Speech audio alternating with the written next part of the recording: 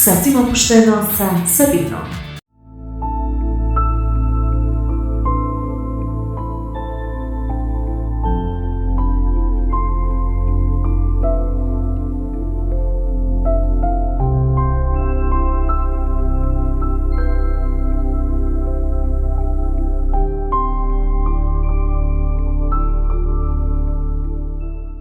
Lijep pozdrav, dragi moji. Pratite još jedno izdanje emisije Sasvim opušteno sa Sabinom. Nalazimo se u Gornjem Vakufu u Uskoplju, tačnije u psihološkom uredu naše drage Helene Soldon-Ćurić. Ovo je njeno prvo pojavljivanje, medijsko mogu slobodno tako da kažem, i prvi intervju. Hvala velika na gostoprimstvu i evo da nekako podijelite s nama tu neku lijepu priču iz Gornjeg Vakufa Uskoplja i ono čime se vi bavite. Hvala vam puno na pozivu. Rekli smo, prijeći ćemo na ti, jel tako, drugačije, da bude nekako i opuštenije. U najavi ću odmah da kažem, dakle, da imam priliku da razgovaram sa Helenom Soldon-Ćurić, magistar psihologije i gestalt psihoterapeut pod supervizijom. Pa da, malo to pojasnimo o čemu se zapravo radi, kada su u pitanju te titule i zvanja. Fakultet sam završila na Filozofskom fakultetu sveučilišta u Mostaru. Kroz fakultet taj interes za dubljim razumijevanjem ljudskog ponašanja se nastavio i odmah poslije fakulteta odlučila sam se na upisivanje edukacije iz gestalt psihoterapije i psihoterapija mi je pomogla u tom dubljem razumijevanju ljudi, njihovih emocija, obrazaca ponašanja i odnosa, dok mi je fakultet psihologije dao ovu znanstvenu stranu. Tako da povezala sam te obje stvari. Fakultetski obrazovana osoba, onda je nekako uslijedila i ta ideja za otvaranje psihološkog ureda. Kako je to teklo? Pa, oduvijek sam ja htjela imati to nešto svoje, otvoriti svoj ured, ali naravno doza skepticizma, straha je uvijek postojala, što je naravno i prirodno kad donosimo neku tako veliku životnu i profesionalnu odluku. Ali nekako ta želja da ljudi imaju mogućnost potražiti sigurnu i stručnu pomoć je bila veća od tog straha i vjerujem da upravo taj izlazak iz komfort zone nam i omogućuje rast. Da preciziramo tačnu lokaciju, gdje se tačno nalazi ovaj ured? Psihološki ured Korak svijesti se nalazi u Gornjem Vakufu Uskoplju, u ulici Fra Grge Martića broj 8. Zanimljiv naziv, Korak svijesti. Otkud zapravo to? Pa, dugo sam se razmišljala oko naziva ureda, bilo je tu puno ideja. I onda nekako došla sam na taj dio Korak svijesti. Nekako mi je povezao i taj dio sa gestaltom, jer gestalt poziva na tu svjesnost.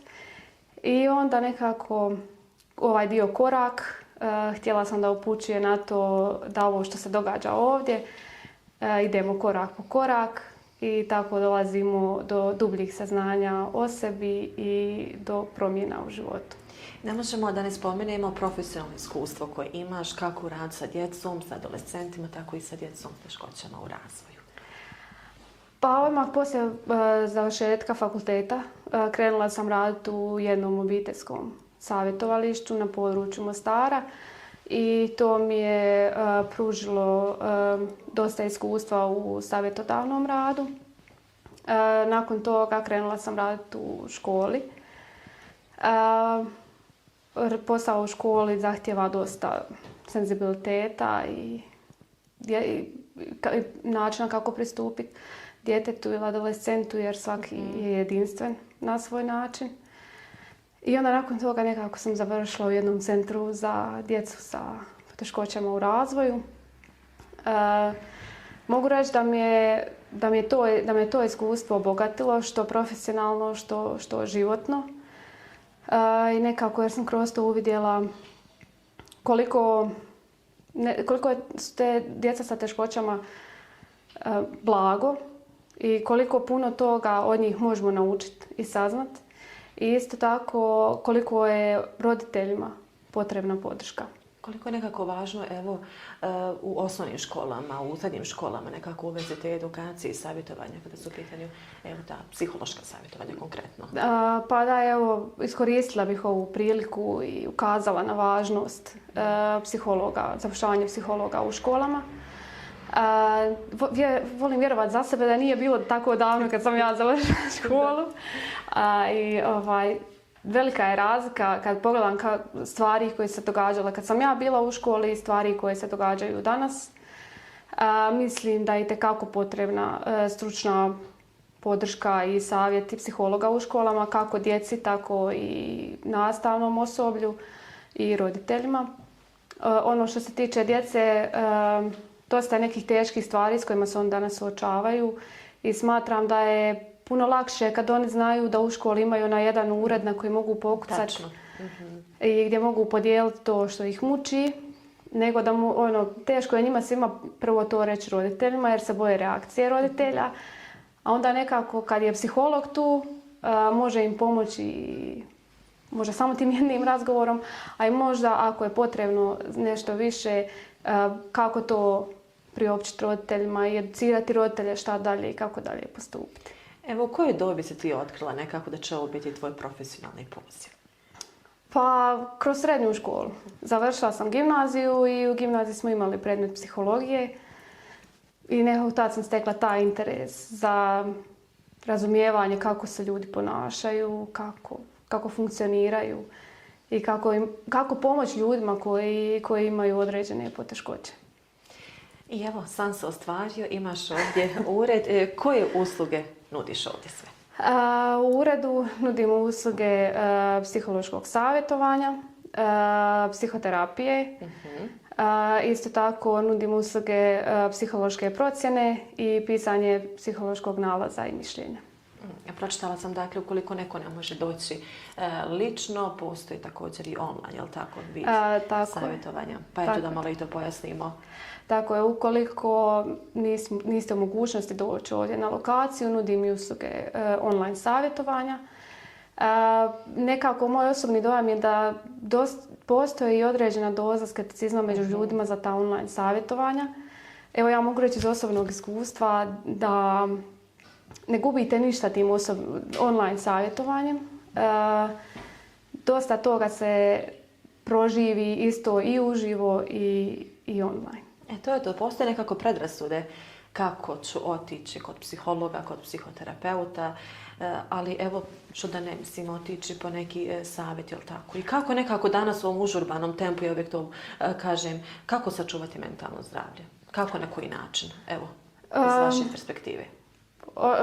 Prvo bih htjela reći da definicija zdravlja uključuje i fizičko i mentalno zdravlje. Isto tako kao što bi za bolove u trbuhu, zubobolju, pokupili bi se odmah otišli doktoru ili zubaru. Tako je potrebno, ako imate određene duševne probleme, nešto vas tišti, pod stresom ste, potražiti i ovu stručnu pomoć psihologa. Nije to ništa.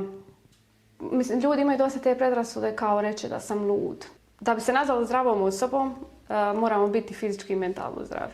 Kao što bi poveli brigu o fizičkom zdravlju, tako trebamo povesti brigu i o mentalnom zdravlju.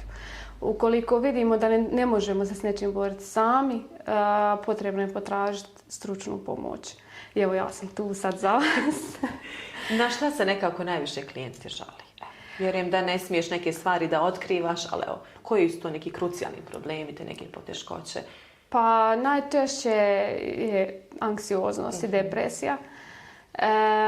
Naravno, uzrok svemu tom u većini situacija je stres, jer živimo u dosta užurbanom životu, puno stvari se događa, bombardirani smo informacijama sa svih strana i nekako ljudima to bude previše. Budu preplavljeni. I ovaj dio koji ste spomenuli oko povjerljivosti, želim uputiti vaše gledatelje da sam ja zakonom i etičkim kodeksom struke odgovorna čuvat ono što se ovdje razgovara, da ostaje ovdje između nas. Postoje iznimne situacije u kojima sam ja dužna prekinuti tu povjerljivost i to ja naglasim svojim klijentima pri prvom susretu. Te situacije su koliko ja saznam da netko čini klijentu loše ili klijent čini nekome loše ili želi učiniti sam sebi nešto loše. To su situacije u kojima sam ja dužna prekinuti povjerljivost i poduzeti odgovarajuće radnje. Te terapije i ta psihološka savjetovanja, koliko to traje vremenski? Pa oko prilike 45 minuta do sat vremena. I koliko je nužno, Helena, nekako uvijek se dodatno usavršavati kada je u pitanju ova oblast? Što se tiče psihologije i psihoterapije, stručno usavršavanje je nužno, jer su ovo oblasti koje se stalno razvijaju, stalno dolaze neka nova znanstvena istraživanja iz područja mentalnog zdravlja i smatram da kako bi pružili što bolju i kvalitetniju uslugu klijentima, da je potrebno se stručno usavršavati konstantno. Vjerujem da si aktivna i ažurna kada su pitanje edukacije, predavanja, ali tako, i neki seminari. Tako je, trudim se što više sudjelovati u edukacijama, pogotovo u nekim stvarima koje nisu toliko česte, a i na primjer neke stvari koje sam mislila da nikad se neću susresti s njima u svom profesionalnom životu, jer mi je to nekako sve bilo, to se događa u Americi, tog nema kod nas. I onda kad uđe mi osoba u ured s takvim nekom poteškoćom, potrebne su. Moramo da spomenemo našim gledalcima da nam Helena nije iz Gornjeg Vakufa, je li tako? Nisam. Kada si nam došla ovdje? Ja sam došla ovdje prije nekih 5 mjeseci. 5 mjeseci. Tako je. Dakle, to je bila i udaja i nekako otvaranje ureda u kratkom vremenskom roku sve. Kako se to sve izdešavalo? Pa, ja i muž smo se odlučili vratiti nazad. Nakon vjenčanja bili smo jedno vrijeme u Mostaru i nekako je došla ta odluka, idemo se mi vratiti gore jer mislimo da bi mogli postići puno više toga ovdje. I dosta je taj moj strah oko toga hoće otvoriti ured, da ili ne. I njegova podrška je igrala dosta ulogu u tome. I eto, uz njegovu podršku, moju želju i znanje pokrenuli smo ovo. Dakle, imaš njegovu podršku, vjerujem da imaš podršku ostale porodice. Kako su oni reagovali na samo otvaranje ureda? Pa, bili su sretni, ali isto tako je bila prisutna ta doza straha. Šta će biti? Šta će biti sad kad otvori? Hoće li to krenuti ili neće? Mislim, isto sve one stvari koje su i meni prolazile kroz glavu, ali kao i muž, tako i moji roditelji, svima je bilo drago što sam ovo pokrenula. Šta kažu stanovnici, mještani Gornjeg Vakufa Uskoplja? Evo, primijetili su da se otvori ured ovdje. Ono što sam primijetila po društvenim mrežama je da im je drago, dosta su pozitivni komentari i stvar je što općina već dugo vremena nema psihologa i nekako jedva su me dočekali. Tako da to je lijepo za čuti. Jer prije nego što sam otvorila kroz razgovore sa njima, svi su komentirali kao pa ti si psihologa, zašto nam ne pokreneš nešto svoje da imamo i to ovdje tu uslugu. I nekako sve to me je dovelo do ovog gdje sam danas. Imamo tu i neke knjige, je li tako? Tako je. 12 pravila za život. Šta se podrazumijeva pod ovom knjigom, Helena? Ta knjiga govori o pravilima koji mogu pomoći čovjeku da uvede više reda, odgovornosti i discipline u vlastiti život. Pomažu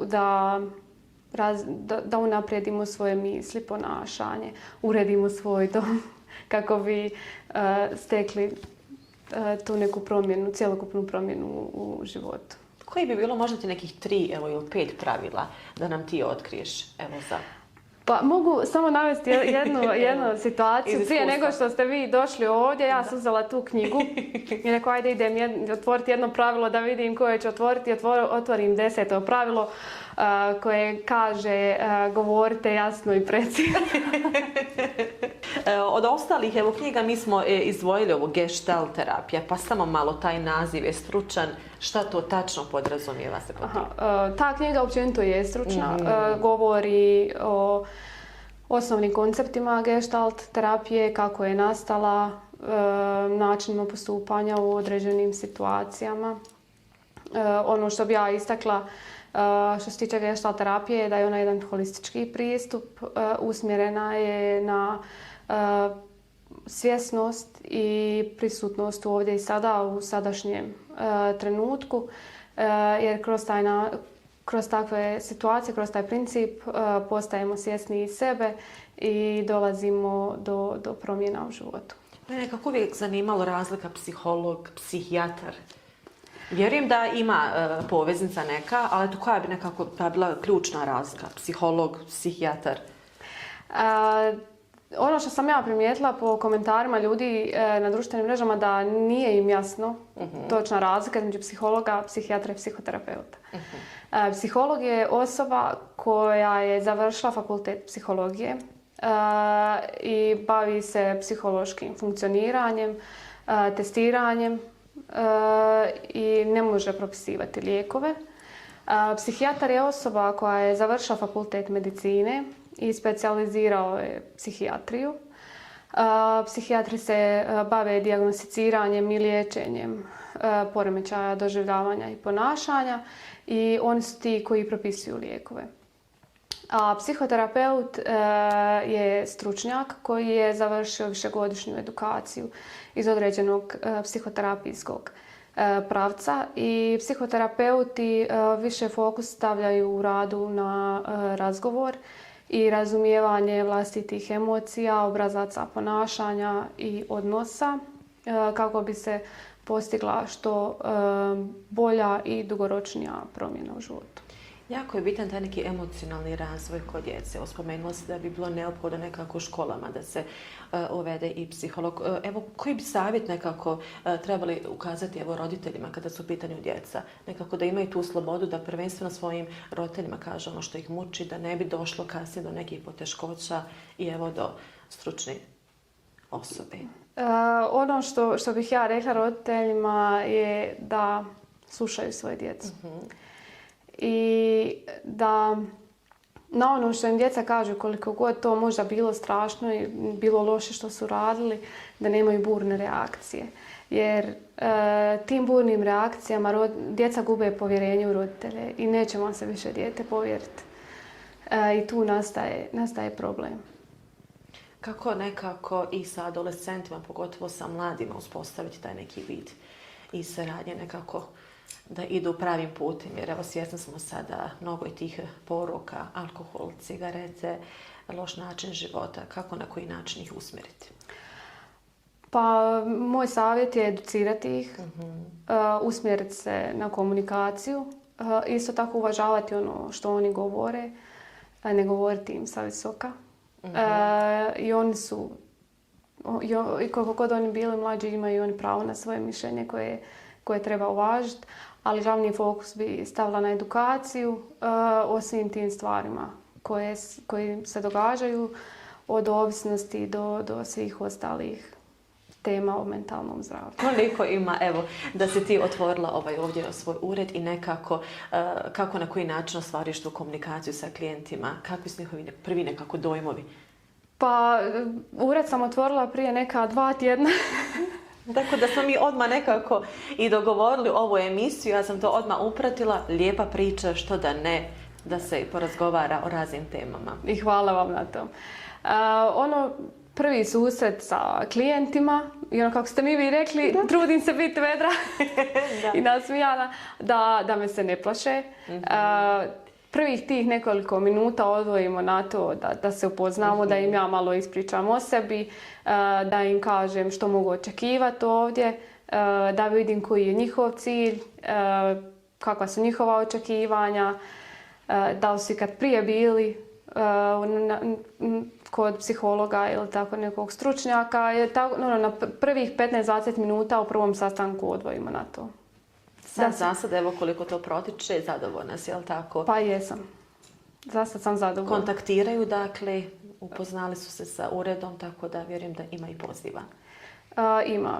Za početak zadovoljna sam. Osvrnut ćemo se malo i na konkretno te usluge koje ovdje sve nudiš, tako da gledalci nekako budu malo bolje upoznati. Što se tiče psihoterapije i psihološkog savjetovanja, to dolazak ovamo ne mora znači da dolazite sa nekom dijagnozom. Mogu biti jednostavno neke svakodnevne stvari za koje primjećujete da vas uznemiruju. I dođete ovdje na razgovor kod mene i nekako dođemo do uzroka zašto se sve to pojavljuje i zašto to se događa. Naravno, psihoterapija je puno dublji rad od savjetovanja jer idemo u neke dublje stvari. Dođemo čak i do nekih stvari iz vašeg djetinjstva. Što se tiče savjetovanja, rekla bi da je to malo, da se tako izrazim, lakše stvari. Čisto da vas usmjerim u tim nekim teškoćama u kojima se trenutno nalazite. I koliko te terapije traju? Koliko je neophodno dolazite ovdje? Pa ne mogu ja reći točno broj. Toliko i toliko vam je potrebno da se riješe tog i tog. To ovisi od osobe do osobe. Nekad će nekome biti potrebno 2-3 termina, nekome 1, a nekome će biti možda potrebno 20. Kako, na koji način nekako ostati smiren u tim nekim stresnim situacijama u današnje vrijeme? Ono što bih ja izdvojila, to je da moramo, bez obzira koliko užurban život vodili, moramo odvojiti to vrijeme za odmor, vrijeme za provesti sa kvalitetnim ljudima u svom životu. Fizička aktivnost, naravno, ona uvijek pomaže kako fizičkom zdravlju, tako i psihičkom. I naravno, ukoliko vidimo da ne možemo kroz nešto proći sami, potražiti stručnu pomoć. Vidimo ovdje i neke certifikate. O čemu se tačno radi? Pa, ono za što sam se ja odlučila dalje educirati, većina njih je vezana za adolescenciju, jer nekako u tom periodu sam bila radila u školi. Jedna od edukacija je granični poremećaj ličnosti u adolescenciji, samopovređivanje adolescenata, što je danas dosta aktualna tema u srednjim školama. Rad s djecom razdvojenih roditelja, isto nešto što je danas sve češće zastupljeno. Isto jedna od tehnika koja pomaže u ovom psihološkom testiranju i pisanju nalaza je ta edukacija iz dječjeg crteža u procjeni i tretmanu. Isto tako jedna od dodatnih edukacija na kojima sam bila je kako smiriti anksiozni um. Isto tako jedna od je sexting, što je sve više zastupljeno među mladima. Evo, ko bude gledao ovu našu emisiju, da li postoji mogućnost da odeš na teren ako te pozove neka obrazovna ustanova, bilo da je osnovna škola, srednja škola? Naravno. I bilo bi mi drago razgovarati. Što da ne, sat vremena, eventualno 45 minuta, ako je pitanje osnovna srednja škola, nekako razgovor kako sa osnovcima, tako i sa srednjoškolcima. Mislim da bi to svakoj obrazovnoj ustanovi pomoglo. Naravno, evo kao što sam rekla, ova tema samopovređivanja, nažalost, danas je sve više adolescenata koji pribjegavaju takvom ponašanju i bitna je edukacija. Kako, na koji način to suzbiti, da ne dođe do samopovređivanja? Kojim metodama? Stvar samopovređivanja je što to adolescenti kriju i u većini situacija to već traje jedno vrijeme dok to ne otkriju roditelji ili tipa ne otkriju nastavnici u školama. Točno neke smjernice kako to prevenirati je naravno briga o mentalnom zdravlju i razgovor sa djecom. Provjeriti šta je to, kad ih pitamo šta je danas bilo u školi, da stvarno saslušamo šta je to bilo danas u školi i da se ne zadovoljimo onom rečenicom nije ništa, jel sve u redu, sve u redu. Nego ići nekako u dublji razgovor. Pokušati saznati šta je to što se događa u životu vašeg adolescenta i djeteta. Mnoge su osobe nekako hiperaktivne, ja često koristim taj termin, a neke su i mirne i povučene. To nekako odmah krene od osnovne škole. Ako pogledamo i sagledamo neku situaciju, aha, dječak je miran, a ova druga osoba malo hiperaktivna. Pa upravo te mirne osobe koje kažu on je miran, dobar je, povučen, ali dobro uči njega, Nemamo mi šta sad o njemu razgovarati. Meni je veća briga za te učenike nego one koji su glasni, koji su na sve strane, zato što šta se stvari događa u glavi tog djeteta koje je tako mirno, poučeno i šuti. To je ono na što treba skrenuti pažnju. I zato vi kažem da je jako bitan taj kućni odgoj, kućno nekako vaspitanje, jer se to sve odrazi kasnije i na školovanje i nekako formira se ta odrasla osoba. Da li će tu biti poteškoće, neće, ali nekako sve od malih nogu kreće. Tako je. I upravo ono što želim naglasiti, bitna je ta rana intervencija. Ništa nije nerješivo. Svaki problem je rješiv. Bitno je da roditelji stvore odnos povjerenja sa svojom djecom. Trebamo se usmjeriti na ponašanje, a ne na njega kao osobu. Cilj je da ispravimo to ponašanje i da dijete nauči da svako ponašanje ima svoje posljedice. Dakle, djeca mogu doći u pratnji svojih roditelja, mogu doći i mladi, a mogu doći i osobe koji su zrelim godinama, je li tako? Tako je. Što se tiče djece i adolescenata, maloljetnih osoba, potrebno je da roditelji su upoznati s tim, da dolaze isto tako odobrenje roditelja i naravno kada se radi o djeci i adolescentima, suradnja s roditeljima je jako bitna. Što ne znači da će roditelji biti ovdje prisutni cijelo vrijeme dok traje razgovor, ali povremeno će biti uključivani kako bi se postiglo najbolje što je za dijete i za roditelje. Ured je otvoren kojim danima i u kojem terminu? I to da spomenemo. Ured radi od ponedjeljka do petka. Termine dogovaram onako kako odgovara meni ili klijentima. S obzirom da većina ljudi radi, to su u većini situacija poslijepodnevni termini. Evo spomenut ćemo i kontakt telefon, što da ne. Kontakt telefon za sve informacije i termine možete mi se obratiti na broj telefona 063 223 579. Možete me kontaktirati putem Instagrama kao i putem maila koraksvijesti@gmail.com. Tijekom razgovora pričali smo o važnosti stručnog usavršavanja psihologa i psihoterapeuta. Ovu priliku bih iskoristila i najavila kako planiram nastaviti dalje se stručno usavršavati i nekako moj plan je da iduće što bude je stručno usavršavanje, specijalizacija iz kliničke psihologije. Da zaokružimo ovu priču, Helena, koji savjet uputiti u ovom momentu svima onima koji nas gledaju? Neka lijepa poruka, što da ne? Nemojte da vas je strah i nemojte da vas je stid. Ono što se događa ovdje nije ništa strano ili nešto što vas etiketira kao ludu osobu ili nenormalnu. Jer na kraju krajeva što je to normalno? Normalno je ono što, možemo reći da je normalno ono kako se ponaša većina ljudi. A kako se ponaša većina ljudi? Ako su većina ljudi se drogira, je li onda to normalno ili nije normalno?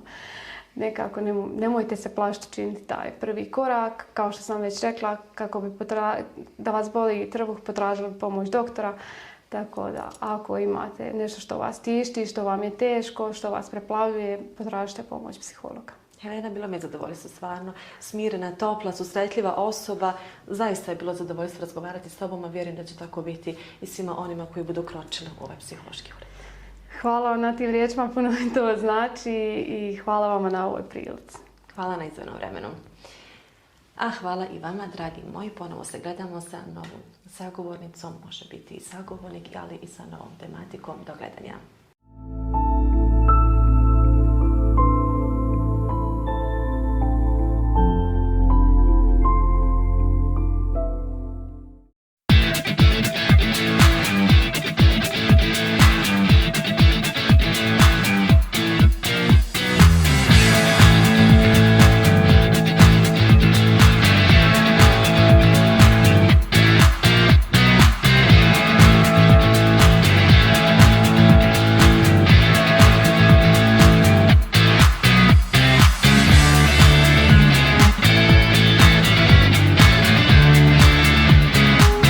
Sasvim opušteno sa Sabinom.